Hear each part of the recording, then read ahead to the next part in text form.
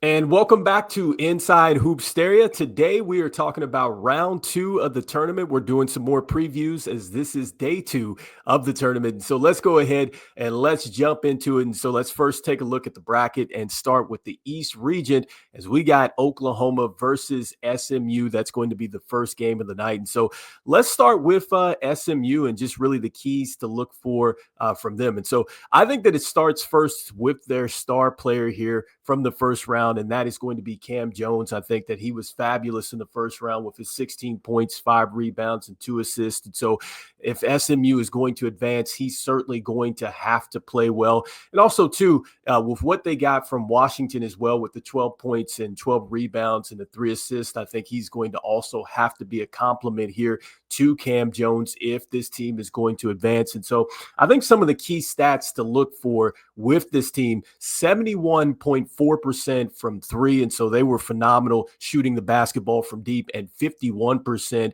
from the field. And so they were literally unconscious here in their last game. And they're going to have that type of offensive performance if they're going to get past Oklahoma. And so next, another thing that I like that they did, 43 total rebounds. I think that anytime that you're rebounding the basketball, that's going to be huge for you here. But then when we start to look at the negatives in this game, 15 turnovers in round 1. That is not going to get it done against Oklahoma, who I think is going to play some very good defense in this one. And also, too, I think the next thing for them is just they only had 7 offensive rebounds. And so you've got to be a lot better there as far as generating some extra possessions here. And, with their defense, too, just looking at SMU, here's another plus for them. They held Arkansas to 28% from 3. Can they do that against Oklahoma? That's going to be a big question because I expect Oklahoma to play a lot better than the first opponent that they faced, Arkansas.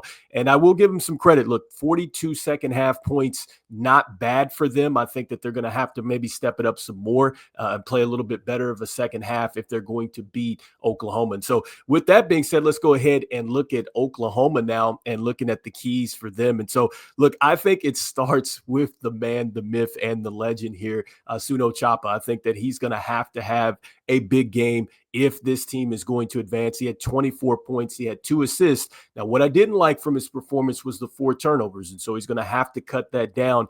And I will give them a ton of credit, and I tweeted this out, that they had 5 players in double figures. They had 2 players that had 16 field goals. Chapa had 15 himself. And so this is a team that is not shy about shooting the basketball. They're going to have to go out there with that same type of, awareness and just want to on the offensive end this round if they're going to advance here. And I like the fact that everybody on the floor was a plus and a plus minus. And so that's going to be huge. They held Georgia Tech to 42% from the field and 61% from 3. So I think that is something that scares me with Oklahoma. They're going to have to play a lot more better defense against SMU if they're going to advance. They gave up 78 points against Georgia Tech. That's another thing to note here. And look, Oklahoma, 56% from the field and 47% from 3. And so what scares me there with that is I think that they're going to have to really play a lot better as far as offensively knocking down 3-point shots, because I do think that SMU is going to come out with that fast break type of offense. They want to open it up. They want to space the floor, and they want to knock down some threes. And so I think that Oklahoma is going to have to answer that right there. So I think that this is going to be a terrific game. And really, I think that this can go either way. And so next, let's go ahead and let's jump into the next game that is taking place as we get ready to skip over to the next region here. And we take it over here to the Southern region. All right, and so the next game that I wanted to talk about here is going to be Miami versus UNLV. And so, look, I think that this is a game in which we start with UNLV, and I think that I like the champions initially, but let's go with UNLV to start here. So barely won their last game 73-71, and so that is something to note. And they got outplayed in the second half, so 37-32 was the splits there. So they had 37 points in the first half and only 32 points in the second half. And so they're going to have to play a lot better if they're going to get the win here. Now, I think that one of the key contributions that they got here for the team was going to be Nate Hawkins, the 20 points, the 7 rebounds. He had 2 assists. He was 10 of 16. They got some good contributions from Sky Durant, Jarrell Beauchamp played very well. And so those players are going to have to play well again here. Now, what I did like here is that this team did get to the free throw line 12 times. They made 11 of those, but I think that they're going to have to get to the line a lot more against Miami if they are going to win this game.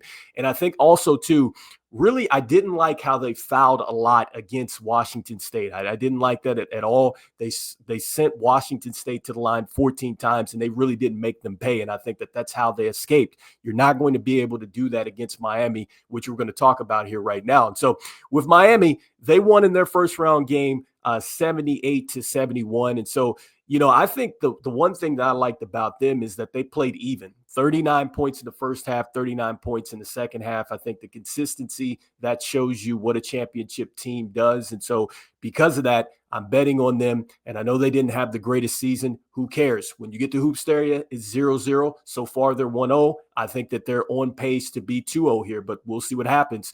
I like the fact that, they got some good contributions here from Edgar Fernandez. I thought he played phenomenal, 21 points, 8 rebounds, 5 assists, and 2 steals. I like that. And then, I think with Dominic Bianco, I think he's going to have to play even better, even though I thought he had a solid round, the 16 and the 8 assists. I think that he definitely should be trending towards double doubles here if this team is going to take it to the next level. But I did like the performance. I know I just want more from a star player, but I thought he was good. But one of their star players that has to play a lot better is going to be Jermaine McLemore. He's going to have to play a lot better than he did in round 1 because the Canes are not going to go very far with him scoring 11 points and 9 rebounds. And so he has to do a lot better there. Now, what I like about the Canes defensively, they looked great against Butler, just gave up 21% from deep. That's one of the better opponent percentages from the three-point line in this day too. And so that's something to note with the way that they played well on the defense. They were able to get over screens, contest, and things like that. And their feisty group on the perimeter, they can be had in the interior. I think that that's probably the weakness there for Miami. But on top of that, I think that they've got to play a little bit more better than they did as far as the basics, because they got to the free throw line 24 times, only making 12 of those. So you've got to do the little things if you want to advance. So they got to do that better. And I think 10 of 22, from 3 is not going to get it done. They got to shoot a little bit better than 45% if they're going to beat the running Rebels. And so next up, let's jump into game number 3 here that we are going to take a look at. And so just hopping back over to the bracket, we're going to fly down here to the Midwest region, and we are looking at Rutgers versus Michigan. And so I think that this is going to be really, I think, a defensive battle. I think that this is going to be maybe the most physical game out of all the games. Now, I could be wrong. We say that, and then it turns into just a straight blowout or just, a team just going bonkers on the offensive end here. But let's go ahead and let's start first with Rutgers and just really what Rutgers is going to need to do, because I think for Rutgers, it's going to start with Dylan Harper. I think that Dylan Harper is going to have to play well in this game if they're going to advance. He had 24 points. He was 10 of 19 from the field in that game. And so Dylan Harper is going to have to play well. Next, I love the fact that they got 41 rebounds. I think that his 41 rebounds, that is, or not 41 from Harper, but 41 from the team, is huge, because you need to be able to out rebound a team if you're going to advance. And so I think that that is critical. But I think what we start to get a little scared about with this Rutgers team and it advancing, only 6 offensive rebounds. And so I think that they're going to have to generate some more possessions here against Michigan, who has a better front line. And so that is key number 1 for them. Next, I have the note down for how great or how legit is their defense, because with Princeton, I certainly thought that they were going to advance, but holding Princeton to just 25% from 3 and 37% from the field, I didn't think Rutgers had it in them. And they really haven't traditionally shown us that they've been that type of defensive team. And so they're going to get tested in this next game against Michigan for sure. So I want to see how legit the defense is. I got a ton of questions here about that. And next, with their role players or their supporting cast, you got to have better performances from Kamarian Goodyear. He's going to have to play better. And then also, too, Jermaine Owens is going to have to step up as well. And so I don't know if Rutgers others are going to be ready for the task at hand, but we'll see what happens. And so when we look at Michigan, I think with Michigan, look, it starts with their bigs. And you have to start to look at a guy like Lorenzo Phenom. I think that Lorenzo Phenom, to me, is the guy to watch in this game first and foremost. He had 23 points. He had 12 rebounds. He was 10 of 16 from the field, so very solid there. And what I do like about Michigan that I'll give them some credit for, they played a much better second half. They won 81-75 in their last game, but their split was 37-44. So the close is something that you always like. It's not how you start, it's how you finish. So Michigan looking good in that department. And then the next thing for them is going to be Richard Przorski. He's going to have to play well. I think that he's going to have to play very well. 18 points, 7 rebounds, 8 of 11 from the field. So he's going to have to play a lot better for them to advance. But he played solid in the first round, and it's Przorski.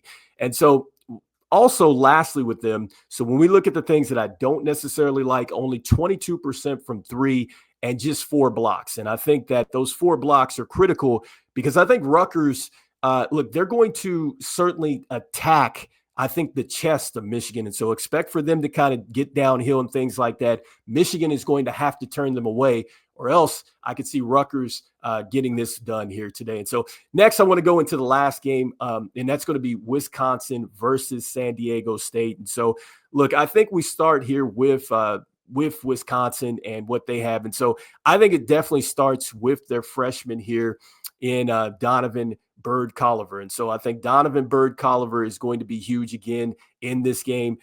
Look, he came in from this last round, 25 points, 4 rebounds. He was 12 of 25. And I think the biggest thing or biggest takeaway here is that he was just able to get anywhere he wanted to go on the floor. And I just think that if he's able to do that against San Diego State, it's going to be a long night because it creates just angles for his teammates. It's going to open up for a lot of different things that Wisconsin can do to you offensively. Next, defense is going to be the calling card here for Wisconsin if they're going to move on, because you got to give them a ton of credit. They had the 6 blocks, and with Bam Wallace, they kept him to 6 of 18. He only had 16 points. It was fascinating what they were able to do to Kasim Porter Jr. He only had 7 points. And so that is the defense that they're going to have to rely on if they're going to move on against San Diego State. And then I think one of the things that scares me about them, only 27%. So they've got to shoot better from downtown. So only 27% for Wisconsin. They've got to shoot much better if they want to beat San Diego State, who's going to put a lot of pressure on them there. So next, lastly, with San Diego State and just looking at the key takeaways there for them, look, I think it starts here with LT. And so I'm probably, hopefully don't mess up his name too much here, but Lucina Johori, he's going to have to play a lot better. Johori is going to have to play a lot better than what he did in round 1, because I think he was phenomenal there with the 28 points and 4 assists and 11 of 19, but it was the way that he did it. He was able to get downhill, go anywhere he wanted to. And so I don't know if he's going to have that type of free range here against Wisconsin, but he's certainly going to be key for them because he created a lot of stuff, whether it was just getting active in the passing lane, getting downhill. It was just the way that he scored. It was from everywhere.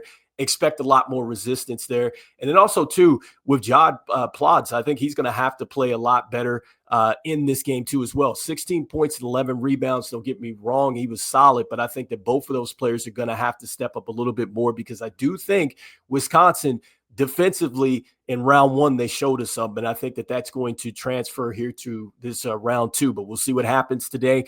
And I think the next thing for them, and one of the things that I like about San Diego State is that their tempo changed in the second half. They went from 31 points in the first half up to 40 in the second half, and it's the way that they did it. I thought that they really ran their opponent off the floor, and so can they dictate really the tempo and the way that this game is going to be played? That's going to be huge. They had 45 rebounds.